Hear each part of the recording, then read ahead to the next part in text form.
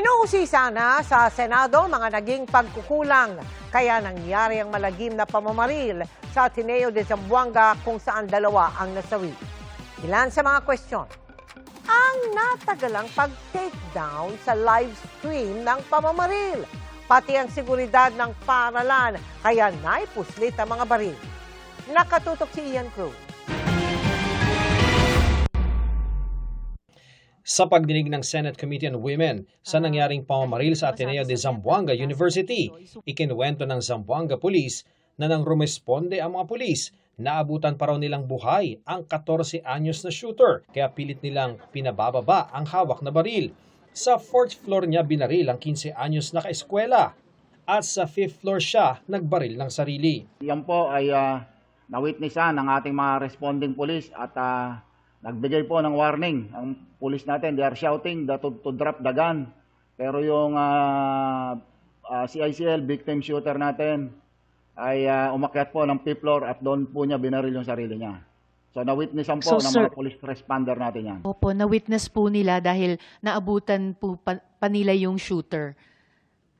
Yes, ma'am. Nabuhay pa, opo.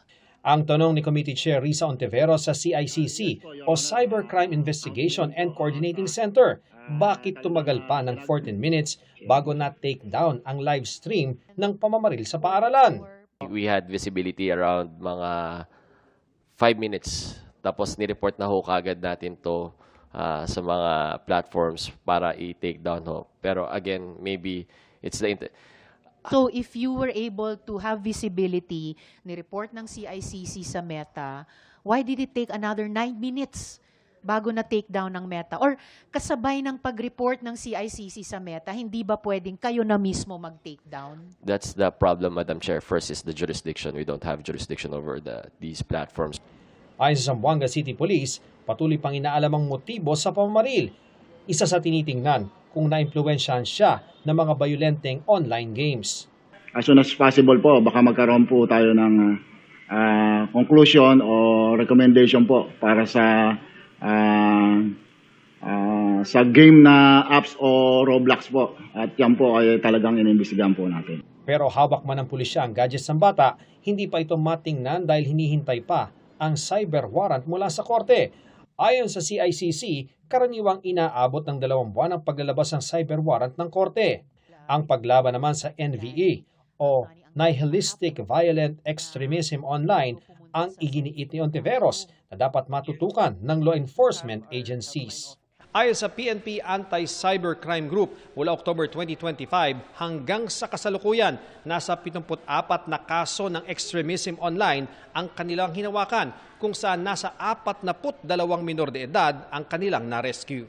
In our data, Madam Chair, 15 below doon sa out of the 74, or I mean 42 rescued, ang 15 years and below ay 30. So mas marami talaga yung between the bracket of 12 to 15. Sabi naman ni Senador Erwin Tulfo, bigo ang eskwelahan sa nangyari dahil naipasok ng bata ang mga baril dahil nakasasakyan itong pumasok at hindi dumaan sa security inspection. The reason why I said failed because yung sa school given na po yung sa security may lapses po sila. Ayon sa Executive Assistant to the President at Legal Advisor ng Ateneo de Zamboanga, sa rampa raw ng PWD dumaan ng bata kaya hindi nasiyasat ang kanyang bag na may mga baril. Isang entry gate at isang exit gate at isang ramp.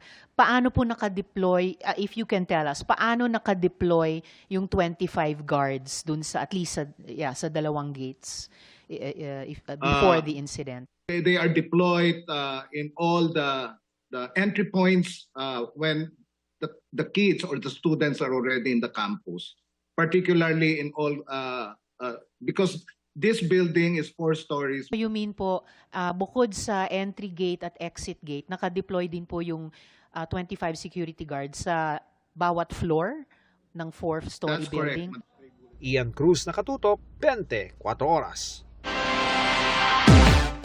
Bukod sa matatamis umanong pangako ni na Senador Rodante Marcoleta at dating Congressman Mike Defensor, nadala raw ng takot si Orly Gutesa. Yan daw ang nag-udyok sa kanya para patutuhanan ang affidavit na binasa niya sa Senate hearing kahit hindi naman daw totoo. Nakatutok si Maki Pulido. Sa affidavit ng dating sundalong si Orly Guteza na unang iniulat ng 24 oras, mababasa ang abot-abot niyang pagsisisi matapos daw siyang magamit. Para sabihing nag-deliver siya ng male-maletang pera sa bahay ni dating House Speaker Martin Romualdez sa Forbes Park, Makati. Sabi ni Guteza, kasunod ng pagharap niya sa Senate Blue Ribbon Committee noong nakaraang taon. Tinanong daw niya ang sarili kung bakit niya ito nagawa. Anya, napakabilis na mga pangyayari at litong-lito raw siya noon.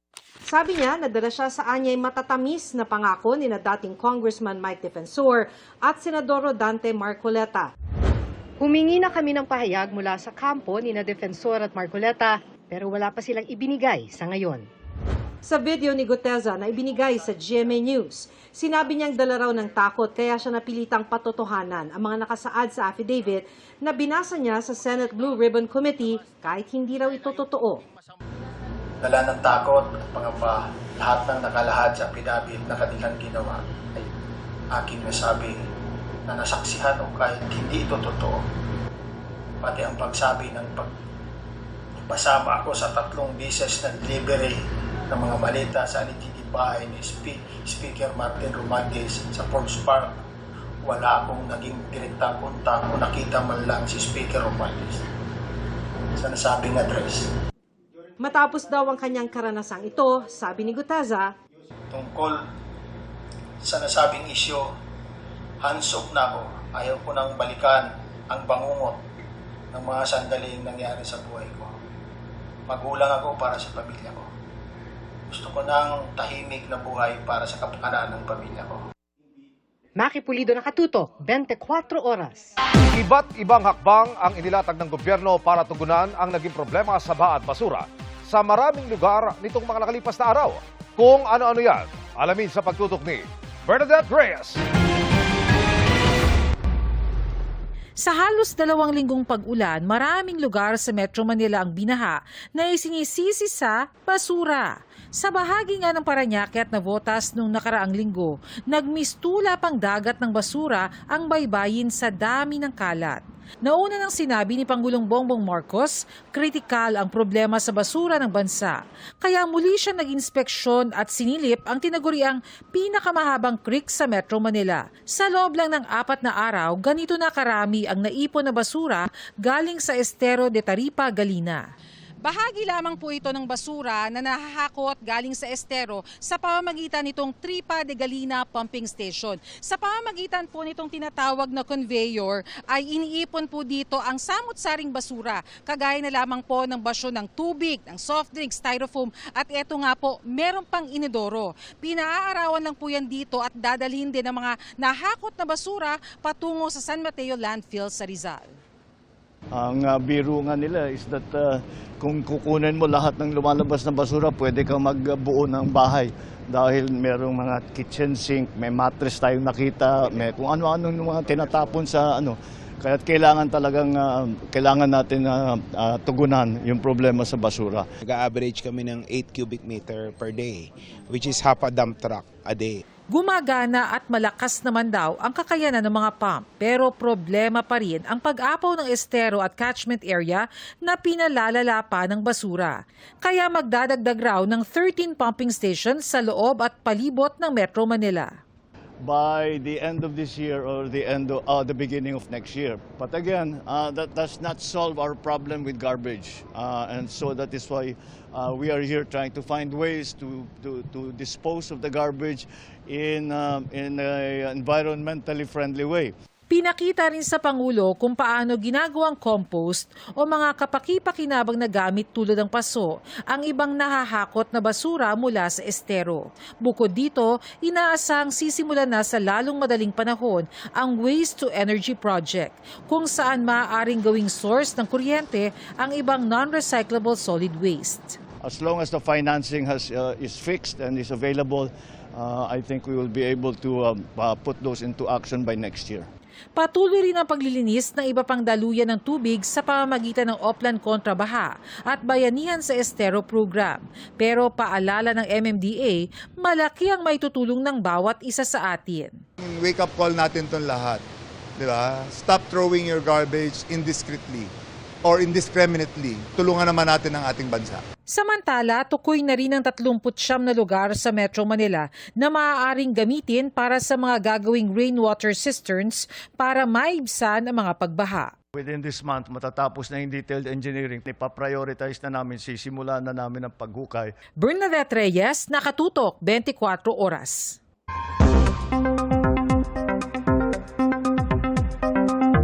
Mga kapuso, bahagyang gumanda ang panahon sa ilang lugar sa bansa. Magtutuloy-tuloy na kaya yan, lalo't long weekend bukas. Alamin natin kay Amor La Rosa ng GMA Weather Center. Amor!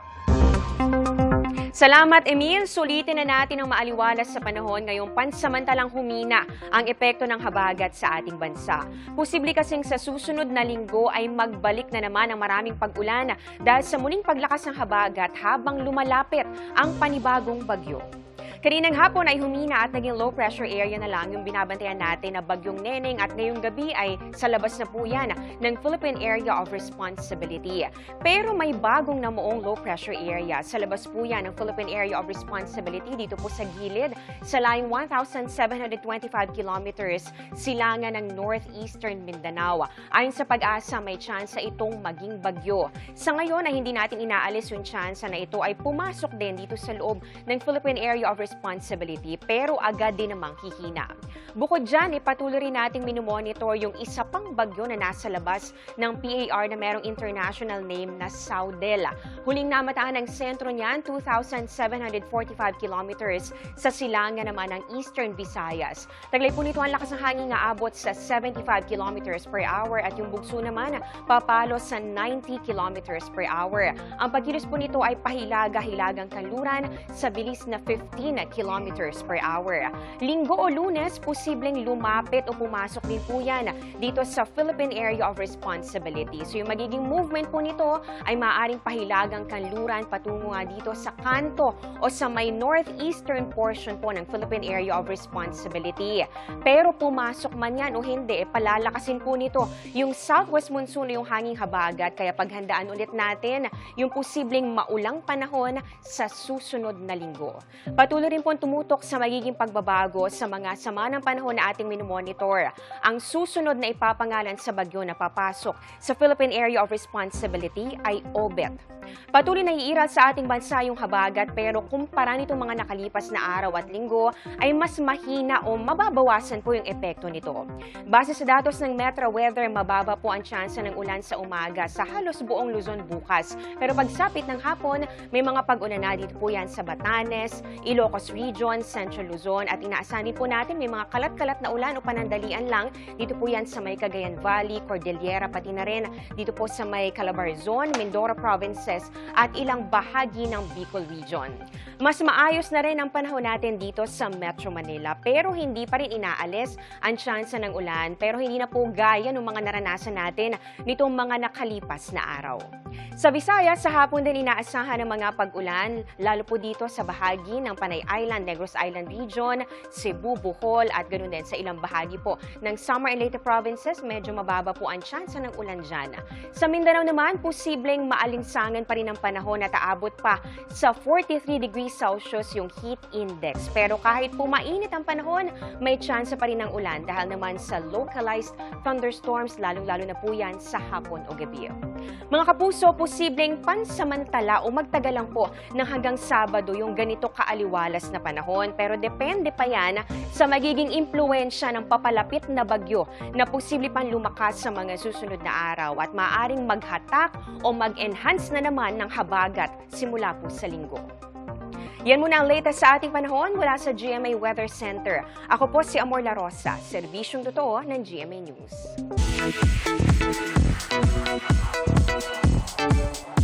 Good evening mga kapuso! Mabilis na chikahan tayo para updated sa Showbiz Happening. Sunday fun day para sa real-life siblings na sina Sanya Lopez at Jack Roberto. Nitong weekend lang, enjoy ang magkapatid sa kanilang bonding kasama ang kanilang ina. Pagkatapos magsimba, ay diretso dinner ang tatlo. May bisita tayo.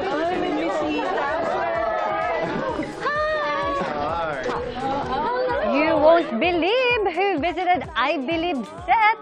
Nag-surprise visit doon si The People Have Spoken host Heart Evangelista. Sinalubong siya ni Chris Chu at co-host na si Shira Diaz.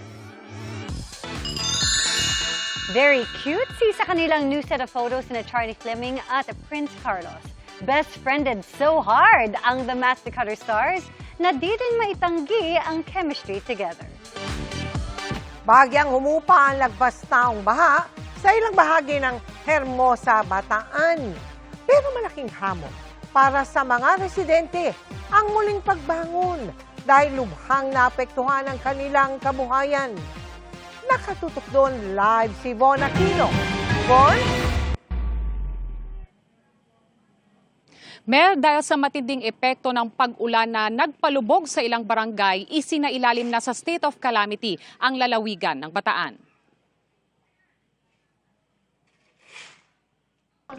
Kung kahapon malailog ang kalsadang ito sa Barangay Daungan, Hermosa, Bataan, ngayon balik normal na matapos ang pagtila ng ulan at pagsikat ng araw. Kanya-kanyang linis sa mga residente para tanggalin ang mga putik na iniwan ng baha. Medyo hassle po kasi pagkatapos po namin maglinis, babae na naman po kami. So, mahalaga rin din po yung tubig namin. Matitinding burak po na yan. Mahirap po na dahil po tumitigas po siya pagka napabayaan. Dito po sa Barangay Almacen, naranasan daw yung hanggang lampas tao na baha. At kung makikita ho ninyo, pasado alas 4 ay meron pa rin konting tubig dito sa kanilang kalsada. At ayon po sa mga residente, dito pa lang sa bungad ng kanilang barangay, ay hanggang dito raw po yung inabot ng baha. So kung yung height ko yung pagbabasihan, mga hanggang dibdib or leeg ko po, yung itinaas ng tubig dito sa kanilang barangay. Si Ronald, bahari ng ginamit para tanggalin ang tinatawag nilang labok o lupang galing sa bundok na dala ng baha. Ang alis ng pangtaboy ng labok, baha din. Pero pagka full na talaga, lilinisin mo na, tubig na gripo, may sabon. Ang bahay ng senior citizen na si Yolanda, itinaas na kaya't hindi inabot ng baha ang mga paninda. Pero mo hanggang dito mo sa loob ng bahay, hindi nagagawa to. O, lulusong ka pag may nakikita kang gamit na lulubugin, tataas mo. Oh. Sa ngayon, hanggang tuhod pa rin ang baha sa pagitan ng Barangay Daungan at Barangay Almacen. Mahirap baka masiraan po yung service po namin Sa loob ng 3 linggong pagbaha, hindi nakapamasada ang tricycle driver na si Ronaldo. 2 araw namang hindi nakapasok sa trabaho ang kanyang kapatid. Talagang apektado po ma'am, mga halos po 3 linggo hindi po nakakapamasada sa panayang ulan. Palagi walang pasok, bawi na po ma'am kahit paano. Kabilang sina Ronaldo at Emelinda sa higit 500,000 manggagawa sa Bataan na ayon sa provincial government ay hindi nakapagtrabaho dahil sa 3 linggong pag-ulan. Sa tala ng provincial government, 8,000 na residente ang lumikas. 70 barangay sa 8 bayan o lungsod ang binaha. Sa taya ng provincial government, aabot sa 50 million pesos ang pinsala sa agrikultura at 500 million pesos sa infrastruktura. 20 ang nasaktan at walang nasawi. Pinag-aaralan ng ipinanukala nilang 54 kilometers coastal defense system bilang solusyon sa pagbaha. Magko-construct ng dike, water pumping station, floodgates at water catchment o impounding na pwedeng pag-imbakan ng water supply. Mel, humupa na yung baha doon sa karamihan sa mga kalsadang binaha kahapon. Maliban na lamang po dito sa kalsadang ito na boundary ng Almacen at Daungan. Pero kumpara po kanina ay mas mababa na po yan at nadaraanan na ng mga tricycle. Mel? Maraming salamat sa iyo, Von Aquino. Abiso po sa mga akyat sa City of Pines ngayong long weekend dahil may mga kalsadang sarado. At mula po sa Baguio, nakatutok live si EJ Gomez. EJ. Vicky, patuloy ang ginagawang clearing operations sa mga gumuhong lupa. Gayon din ang pagsasaayos ng ilang drainage system sa ilang lugar dito sa Baguio City kasunod ng malakas na ulan nitong mga nagdaang araw. Ilang kalsada naman ang nananatiling sarado sa mga motorista, gaya na lang ng ilang bahagi nitong Cannon Road. Magdadalawang linggo matapos ang landslide sa Barangay Gisad Surong sa Baguio na ikinasawi ng 10, nagki-clearing operations pa rin ang LGU rito. Plano ng LGU na ideklarang no-build zone ang lugar. Ayon sa Baguio City Disaster Risk Reduction Management Office o DRRMO, lubhang mapanganib ang pagtatayo ng panibagong istruktura sa pinagguhuan ng lupa. Nililinis din ang tone-toneladang mga basura, debris mula sa mga nasirang bahay at nagtumbahang puno at kawayan. Sabi pa ng DRRMO, pahirap sa clearing operations ang pag-uulan sa lugar. We're trying sana kahit 24 hours pero mahirap. Madilim, lalo na nung day 1. Medyo loose pa yung soil mula nung nangyari itong tragedy na to. Tuloy-tuloy ang ulan namin. So, in the Baguio City kasi, pag fully saturated na yung soil, even after the rains, may tendency pa rin babagsak. Nagkaroon din ng pagguho ng lupa malapit sa Ground Zero. Halos 30 pamilya ang inilikas ng LGU bilang pag-iingat. Tinututukan din ng lokal na pamahalaan ang pag-aayos ng mga kalsada, partikular ang mga nasa city proper na posibleng magdulot ng pagbaha at traffic. Sinasamantala raw ng DPWH ang pagsilip ng araw at pagtigil ng ulan. Sa bahaging ito ng Upper Session Road, puspusan ang ginagawang pagpapalawak ng kalsada at paglalagay ng retaining wall. Kung hindi raw kasi ito gagawin, posibleng gumuho ang lupa at magdulot ng panganib sa mga residente. Gusto ng DPWH na paluwangin din. Kaya nagwa-widening kami, kaya nilalagyan namin siya ng product natin na wall, retaining wall with side dock na rin. Yung epekto naman sa mga residential dito, at least yung land nila, yung lupa nila masosuportahan. At least ganda yung kalsada. May semento, wala nang maputik. Nakakatakot kasi yung mga tubig, malaking umaano na tubig. Umaagos na tubig. At least pag may semento, hindi na delikado. Pinamamadali rin ang pag-aayos ng drainage system na ito sa Otex Street sa Barangay Rizal Monument area. Ayon sa engineer ng proyekto, naantala ang operasyon nito dahil sa mga nagdaang bagyo at habagat. Nananatili namang sarado ang Cannon Road sa mga motorista. Because of the soil structure, because of the issue on the slope protection and everything, paalala lang sa mga ating mga tourists, when they come up, avoid na lang po ang Cannon Road. Use na lang yung alternate roads, ang ating Marcos Highway and yung Nagilian Road.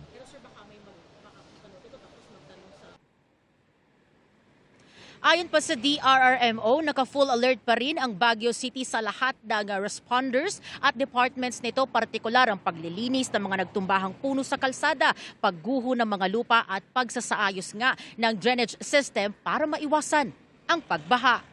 At yan ang latest mula rito sa Baguio City. Vicky? Maraming salamat sa iyo, EJ Gomez.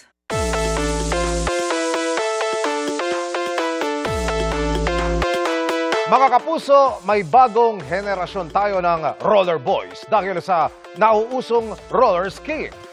Ang pambatong team natin sa rising sport na yan, nakapag-uwi na ng 11 medalya sa isang recent competition sa Taiwan. Let's get in the game sa pagtutok ni Martin Abiera.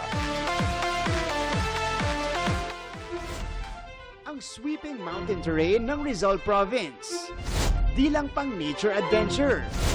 Ito rin ang training ground ng ating roller skiing team.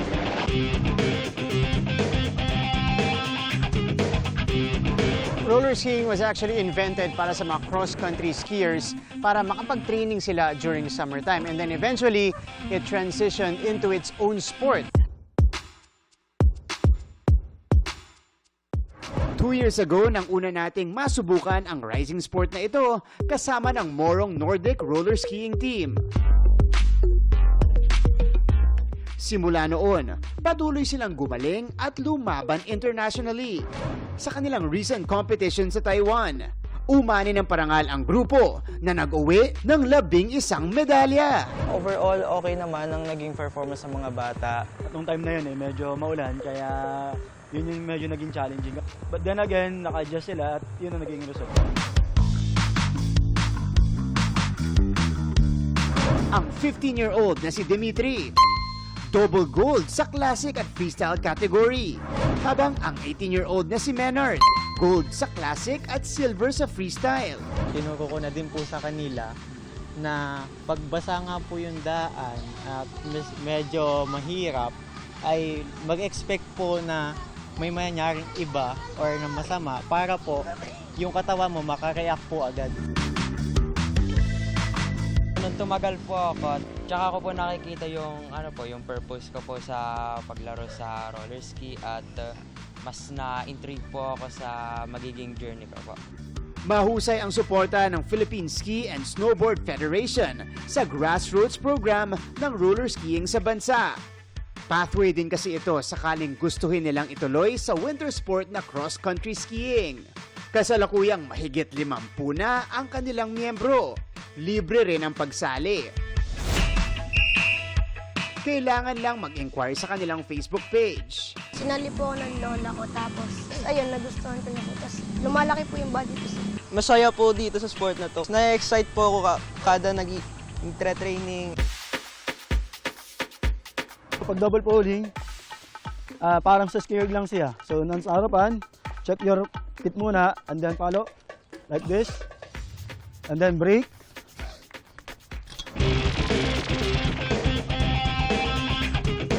Tuloy-tuloy ang palo for greatness. Dahil naghahanda na sila para sumabak sa Asian Championship sa October. There you have it mga kapuso, ngayong araw nakilala natin ang ating multi-medalist pagdating sa roller skiing at nasubukan pa natin itong roller skiing dito sa Morong Rizal. So, this has been Martin Javier kasama ang Morong Roller Ski! keeping you in the game!